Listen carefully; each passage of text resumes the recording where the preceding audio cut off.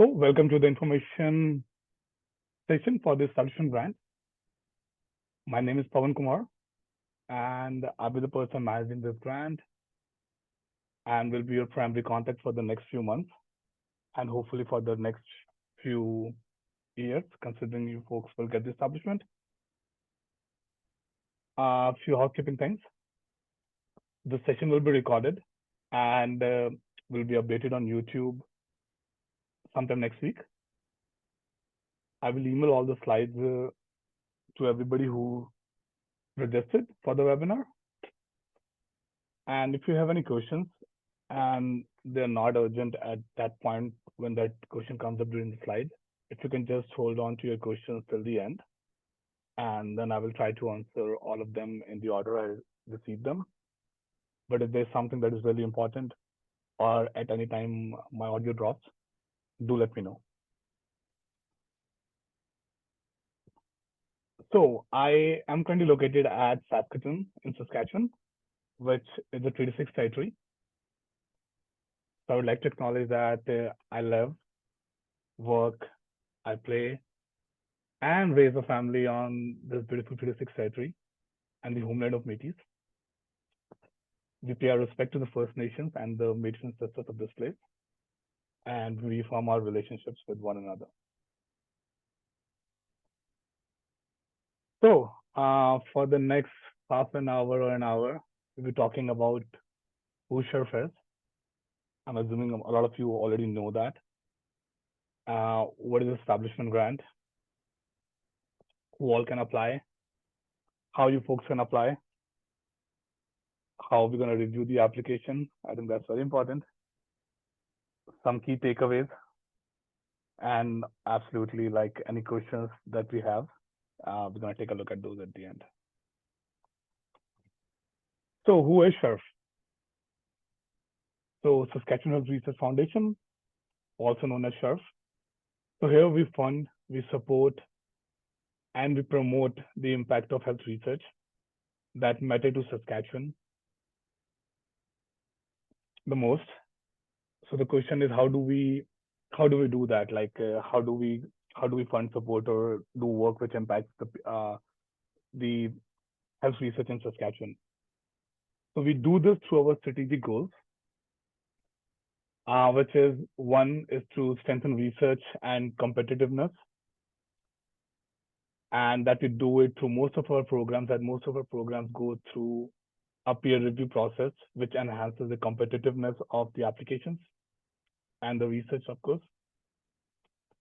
Through our funding programs, we make sure we increase investment in research and innovation.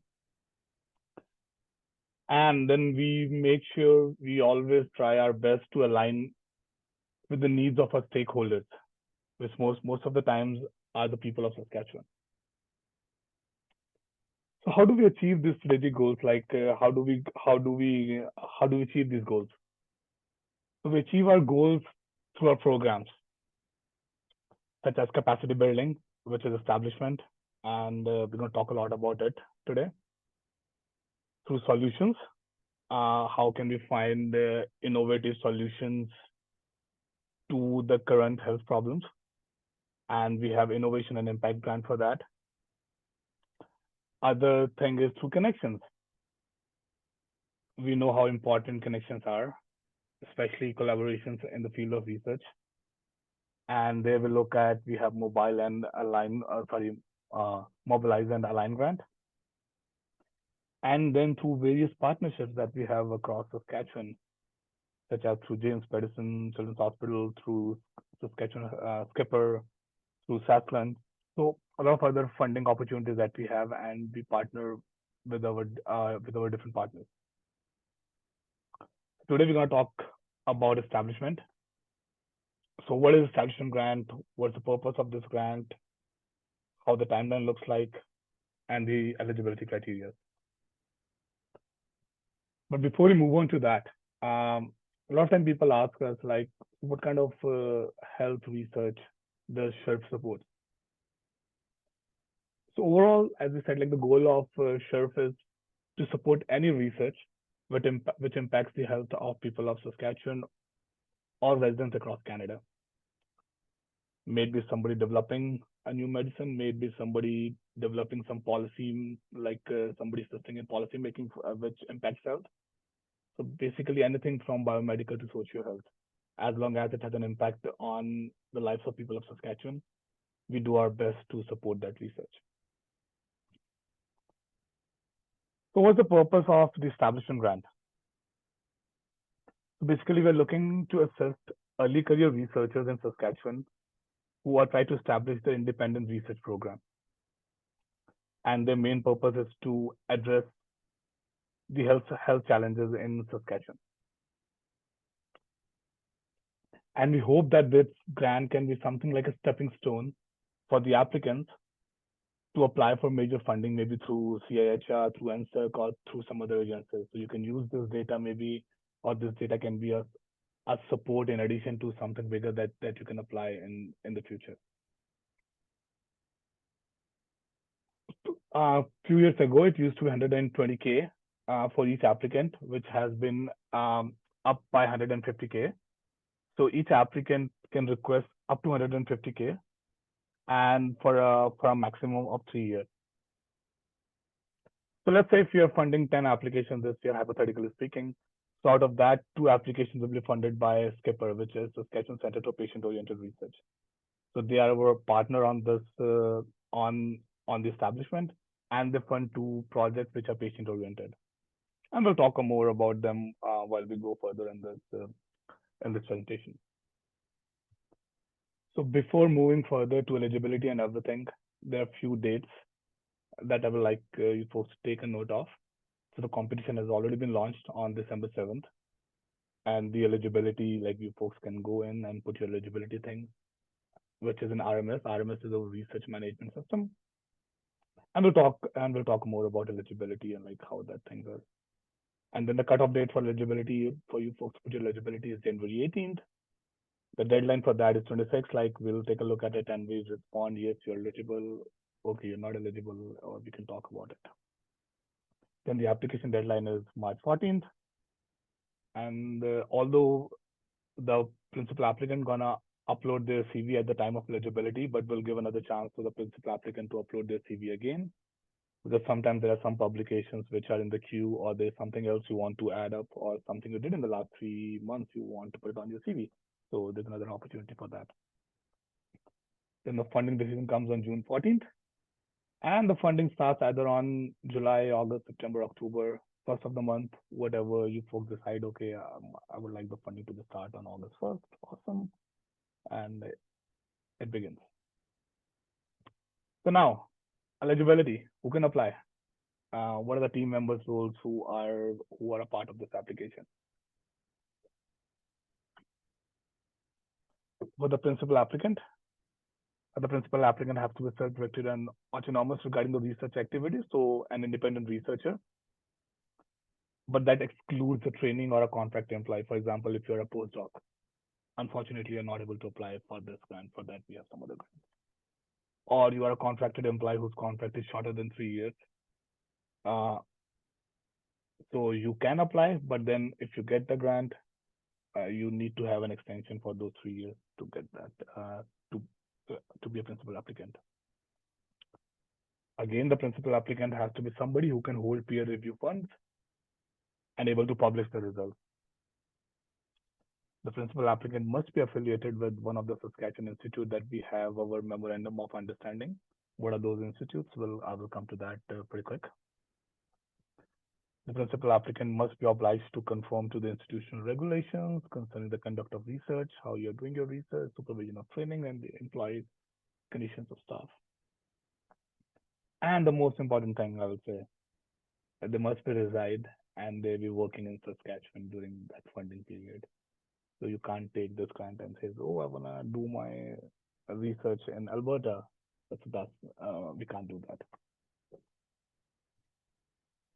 So I was saying the institution with which we have our MOUs are University of Regina, Sask Polytech, First Nation University of Canada, University of Saskatchewan, St. Thomas More College, the SHA, and the Suncrest College. So if you are a permanent employee or employee who have contract of more than 3 years, are eligible to apply. Couple of other additional points for establishment. The applicant must be within the first 5 years of their initial faculty appointment, and they can be an assistant professor or equivalent in their college.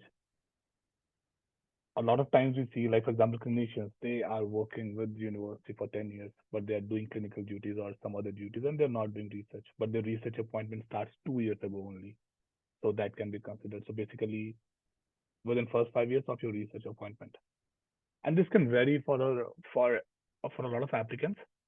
So if you have specific questions regarding this, I would say email it to me after like we can discuss here also, or just email me and we can discuss it on case by case basis, considering everybody's situation may be different. And yes, the establishment is only once. So if you got it once, um, then help others to get the next one. Okay, so moving forward to the project team roles. So well, there's no minimum requirements for a team for this grant, but as a researchers, we know that collaborations always strengthen the application. Specifically for establishment, there is no category such as co-principal applicant. So there can be only an applicant, or like only one principal applicant, and then you can have co-applicants, but you cannot have co-principal applicants. So the people who will be associating with you, they can define themselves as an applicant, a person, or a supporter. Applicant is somebody who is contributing to the intellectual, cultural, or scientific direction of the project. For example, somebody a researcher, a knowledge user, people with lived experiences, they can be your applicant. You hire somebody to do your work, a trainee, a research assistant, a statistician, they can be personal. They can be compensated from the funds too. And then you have supporters like individuals or organizations who are providing a limited or a defined role in the project. For example, let's say you're doing research with on a walking balance with people with MS, with multiple sclerosis, and from the Multiple Society of Canada or from the clinics here, you have a letter of support saying, "Oh, we will help recruit participants for the project," so they can be your supporter. So they can give you that letter, and then that strengthens your application. So somebody who have an interest in the proposed outcome, basically. Sometimes people ask, like, how do you define these applicants? Like, how do you define researchers, knowledge users, and people with lived experiences? So your co-applicant must choose one of these three descriptors. And please make a note that the co-applicants cannot be compensated from the grant, with the exception of if you're providing honoraria to the person with the lived experience, yes, or somebody a knowledge user uh, for their time release, so they can be compensated. So moving forward to the eligibility check, and why do we do eligibility check? So number one, it confirms the principal applicant eligibility.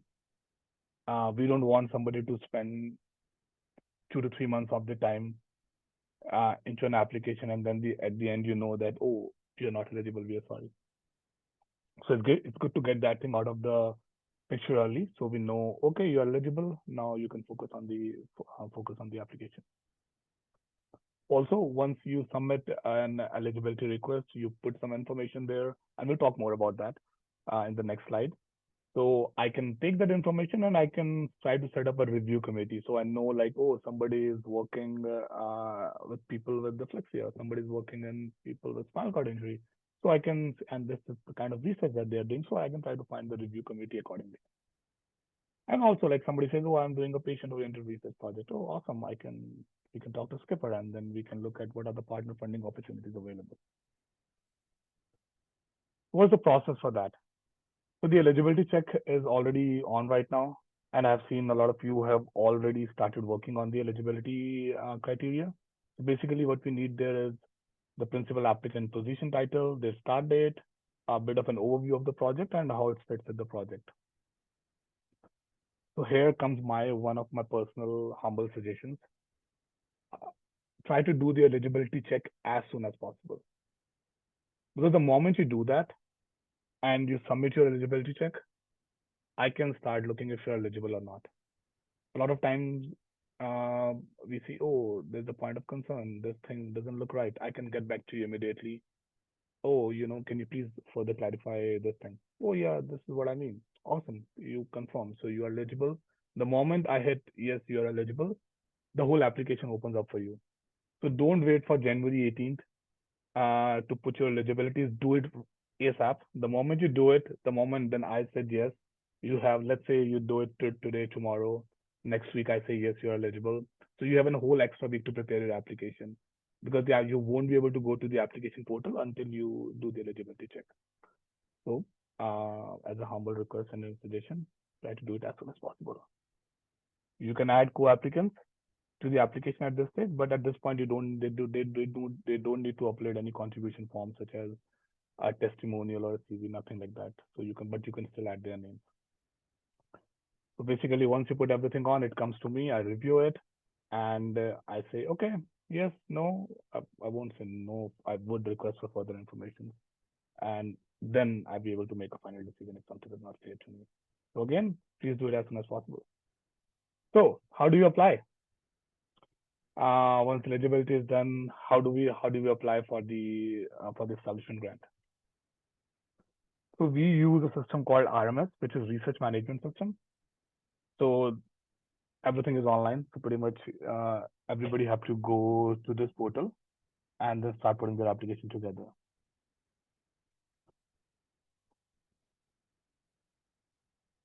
So just one sec. Yeah, there you go. So what do we need for the application? Obviously, yes, a research proposal with certain guidelines, which is in the establishment guide. Sex and gender considerations. So, for example, you're studying balance control in people with spinal cord injury. Does sex and or gender affect balance? If yes, how? If no, no, then you can explain that. So please put that. The viewers look at it very carefully. Timeline is very important. Um, please make sure like the timeline matches with the funding and everything, and for the whole proposal. We would need a dean or a department letter of support. What will that have? We will come to that in the next slide. Like what you need to, what I mean by that. References, budget and justification.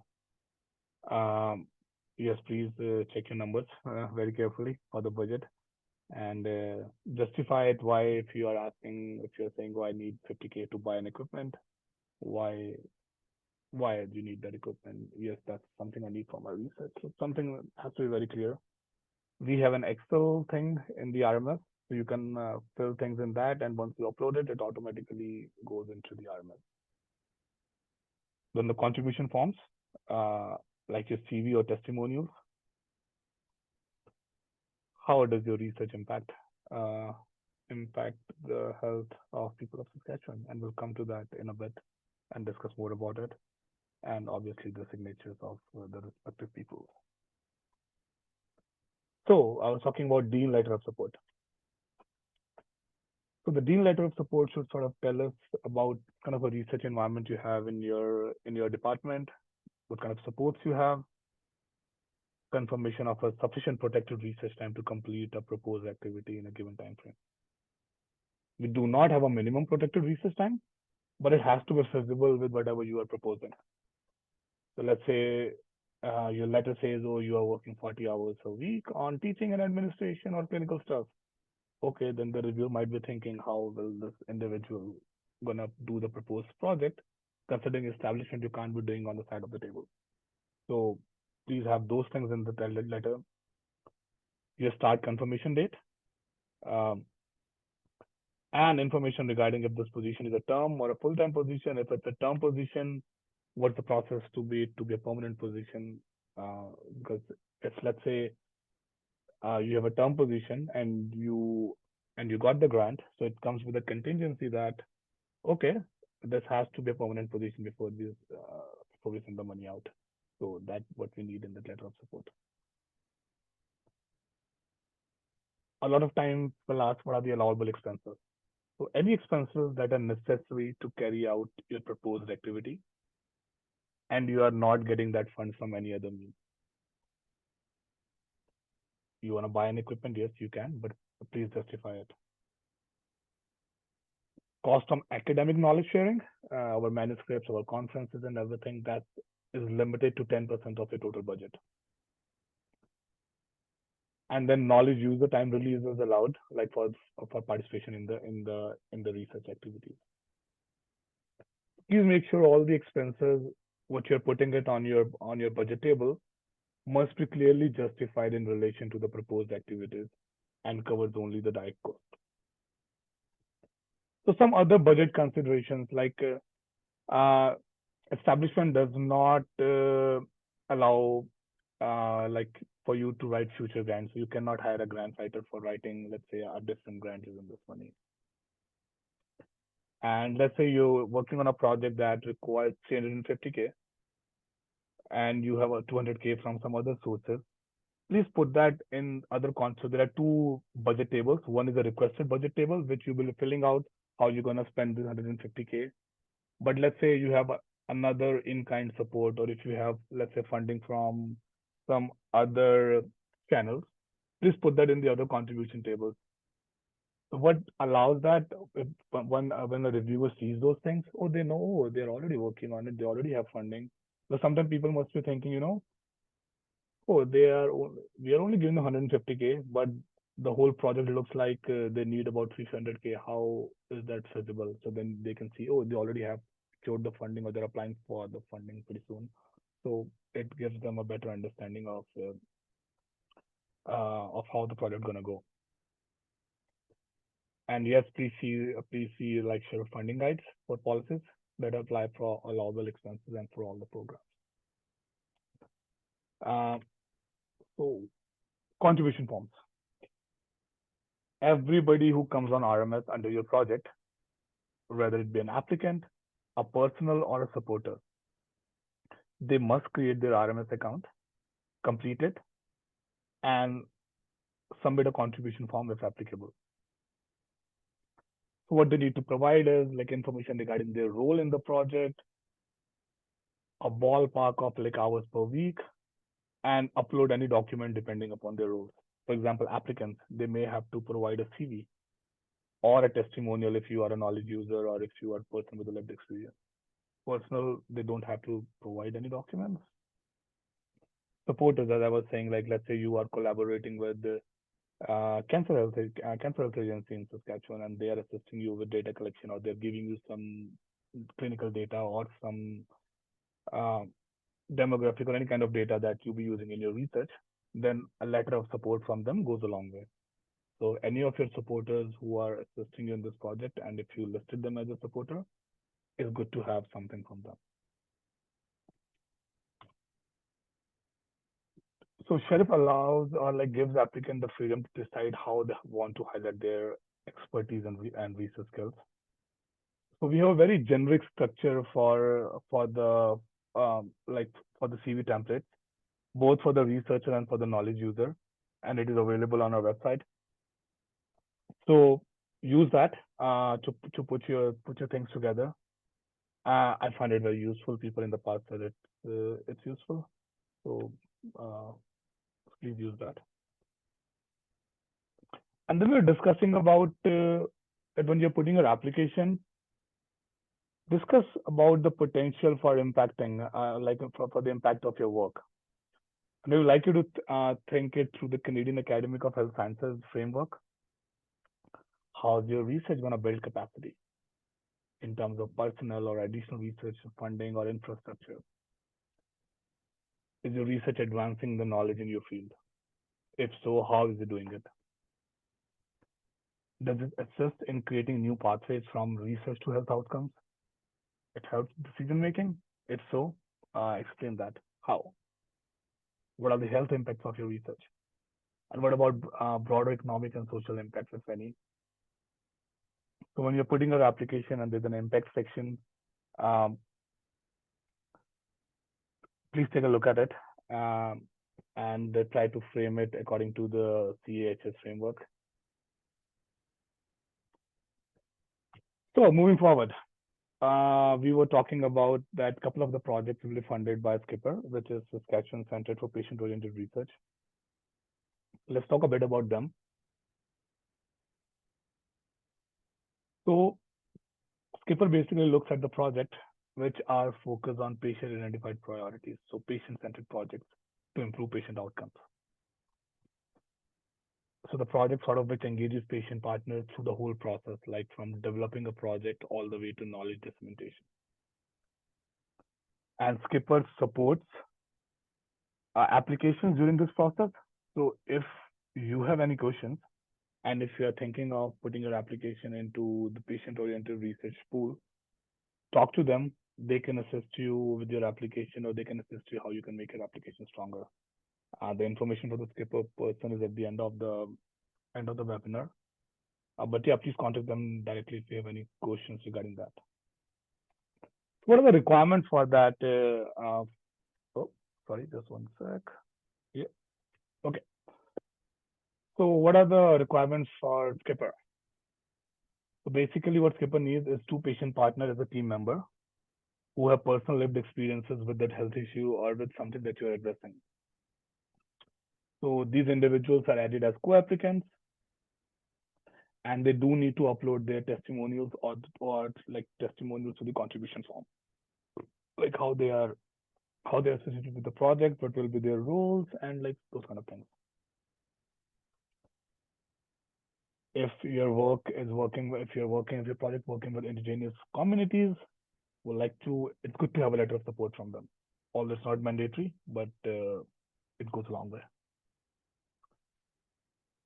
And the Skipper want you to submit descriptions of how your project addresses PORLET and the ILET criteria if applicable. So the PORLET is basically patient-reported research level of engagement, how your project addresses that, or ILET, that is indigenous research level of engagement. And these needs to be done outside of RMS. And again, the application package has links to the surveys and everything. And anything which is not clear on the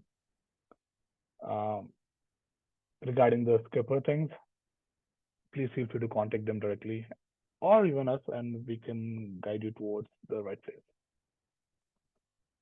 Sometimes people the applicants ask, what is the evaluation process for them? So basically, Skipper set up their own patient review panel. So the patient reviewers basically receive a lay abstract, testimonials of your team members, which are your patient partners, and the PORLET or ILET descriptions wherever it's applicable. So these applications go under the review by the patient review panel. So we do our own peer review process. So these are in addition to that. So if you're applying into the Skipper projects, so these are the few things that you have to do extra. But again, then you're going into a separate pool also. So this is how Skipper evaluate their process. Now, how we evaluate our applications? How we review the applications? So basically, all the applications to SHRF research funding goes through a peer review process with a minimum score of about 3.5 on all 5-point scale is required to be considered for funding. So what we do is basically we get a multidisciplinary committee across Canada with 2 reviewers reviewing your application and an external reviewer. So everybody receives their applications, they score them. In the past couple of years, due to COVID, we were doing virtual meetings, but we are hoping to go in person this year.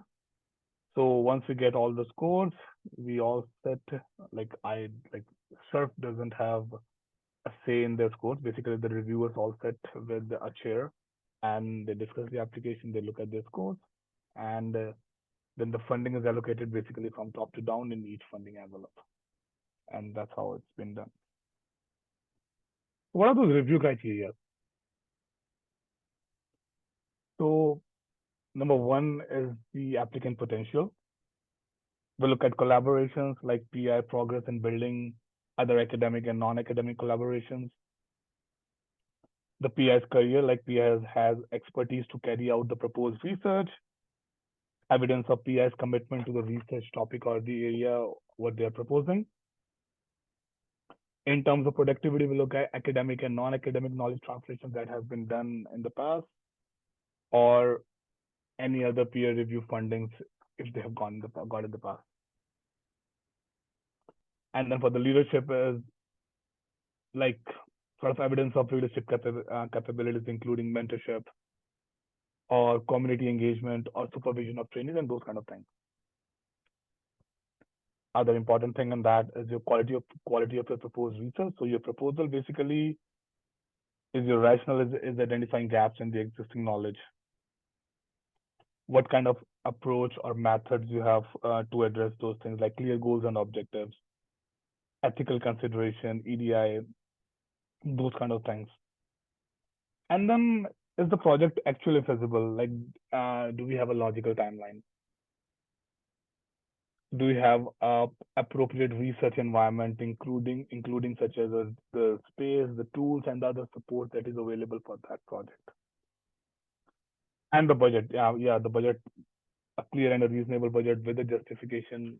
Oh, this is why I need this. This is why it is important, and this is what I'm going to spend on this. And then potential impact of your proposed research uh, comes for like knowledge mobilization, academic or non-academic knowledge translation. How are you going to do it?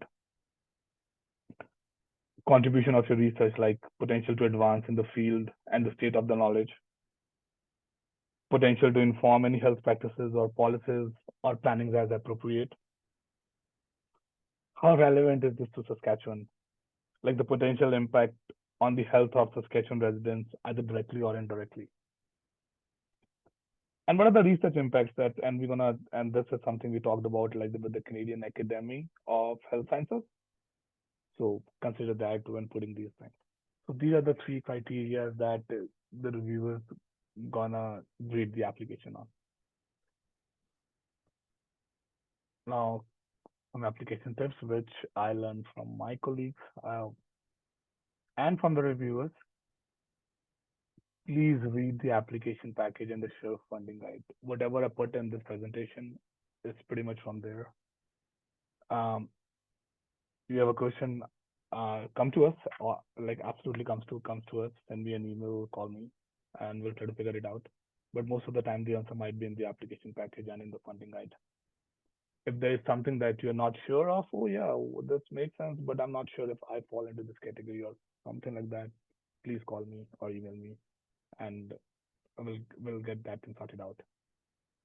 Make your case why this research is important, how it's going to impact lives in Saskatchewan. Do you see any potential challenges going the road? If so, okay, what are the mitigation strategies?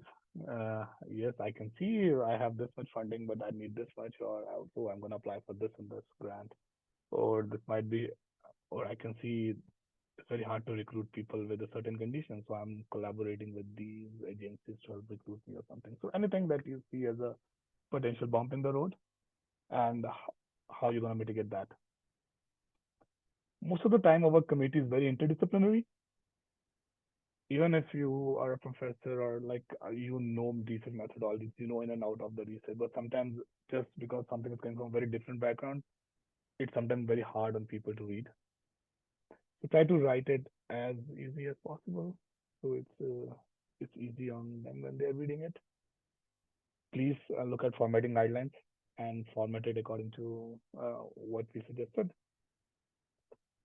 Check your budget, as I said. Sometimes people add an extra zero or they take off a zero, and things looks really weird in the budget. So please take a look at that. Somebody who is not academic, for me, it's like my family. I am putting some grant application in the past. I used to run it by my friends. Somebody who doesn't have an idea and they find out mistakes sometimes, which even like people like in the research settings don't find out, considering sometimes we get things get saturated. So run it by somebody else, see what they think of it, how easy for them to read it, and they may find some mistakes or something. And please submit the contribution forms prior to the deadline. It's important, and because it gives a lot of weightage to your application. And other things before I go to the next slide, I would like to add. eligibility thing. Please do it as soon as possible so you folks have ample time to put your application together. Well, let's say if you are submitting it at the very end, then I have to get back to you if I have some questions, and then it's like it's gonna be stressful for both of us. Like, oh, we yes, this is, the individual is putting a good project, or is this individual can apply or not? And sometimes I have answers, sometimes I don't have answers, so we have to go into the guidelines and check more things. So try to do the eligibility thing as soon as possible.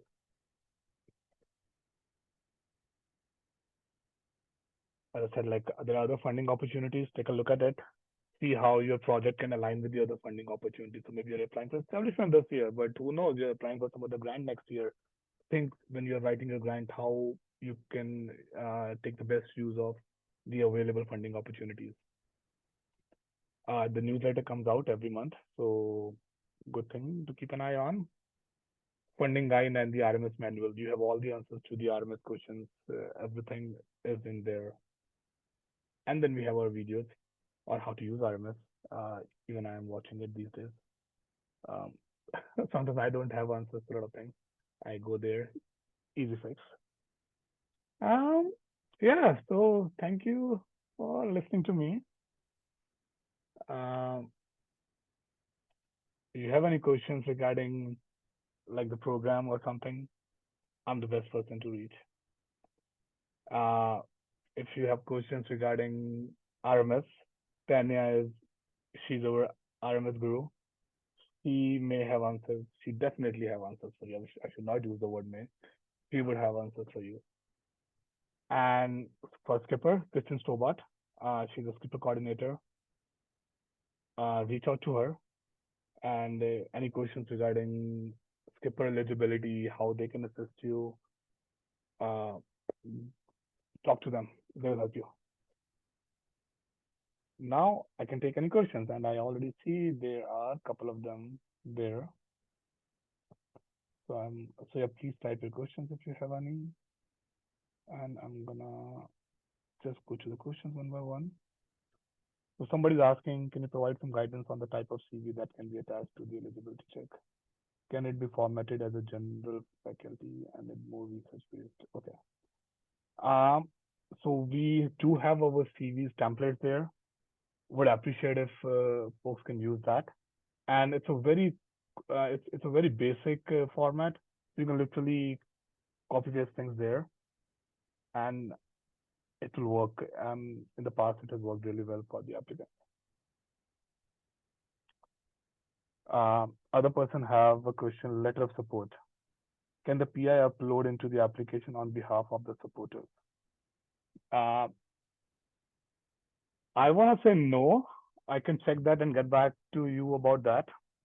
But I everybody have to upload their own things unless they don't have access to internet or something like that. Then that's a whole different thing, and we can figure that thing out. But if they everybody have to create their own RMS account, and the individuals have to upload their own information. I'm 99% sure about that. If this information is not correct, I will connect with the person who asked that question. But I'm pretty sure the applicant or the person who has his own RMS account, that individual have to upload their contribution forms or their CVs. Another individual have a question. Can we use this grant to hire postdocs or extend their existing contracts? I don't know the answer. I can check, and I will get back to you on that question. You can hire individuals for work. I'm not sure if you can hire them to extend their. So yeah, I don't have an answer. But I will find that answer and I will get back to you. I Okay. One more. One sec. I'm just gonna make a note. Another person have.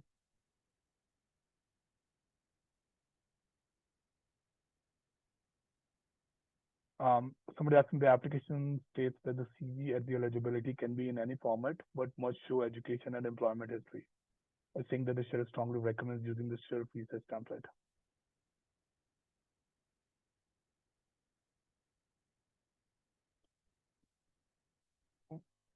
I don't know if strongly recommend, but we do recommend that if you use the SHRF research template, yes, but not strongly.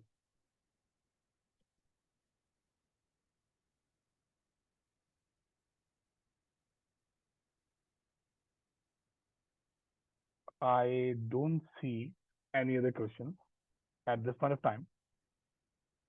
But again, if you folks have any questions, please shoot me an email. And yes, actually, my email is not working. Like we are having some technical issues at SHRF. I should not say at SHRF, just at my end. So my email is doing some funny things, and I'm not receiving emails right now. And I'm hoping it will get fixed today. So, but yes, please send me any emails that you have. Sorry, any questions that you have my way, and I will try to answer it as soon as possible. And regarding the question, can we use the grant to hire postdocs or to extend their existing contract? I will find that answer and I will get back to you. Any other questions before I sign off?